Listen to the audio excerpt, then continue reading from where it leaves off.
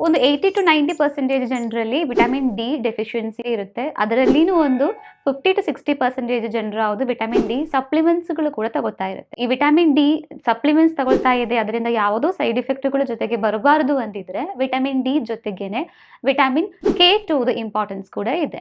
Vitamin D ಅಂತಿರೋದು ಇಂಟೆಸ್ಟೈನಲ್ಲಿ ನಮ್ಮ ಕರಳಲ್ಲಿ calcium ಅಬ್ಸಾರ್ಪ್ಷನ್‌ನ ಜಾಸ್ತಿ ಮಾಡುತ್ತೆ ಅಂತ ನಿಮಗೆ ಗೊತ್ತಿದೆಯಲ್ಲ. ಇನ್ ಕೇಸ್ ನೀವು ವಿಟಮಿನ್ ಕೆ2 ಇದ್ರ ಜೊತೆಗೆ ತಗೋತಾ ಇಲ್ಲ ಅಂದಿದ್ರೆ, ಈ ಕ್ಯಾಲ್ಸಿಯಂ ಅಂದಿರೋದು ಬೋನಿಗೆ ಹೋಗಲ್ಲ. ಬದಲಿಗೆ ಬ್ಲಡ್ ವೆಸಲ್ಸ್‌ಗಳಿಗೆ ಹೋಗೋಕೆ ಚಾನ್ಸಸ್ ಇರೋದು. ಹಾಗೇನೇ ಬ್ಲಡ್ ವೆಸಲ್ಸ್ ಇಂದು ಗಟ್ಟಿಯಾಗಕ್ಕೂ ಅಥವಾ ಕಿಡ್ನಿ ಸ್ಟೋನ್‌ಗೆಲ್ಲ ಇದು ಲೀಡ್ ಆಗೋದು.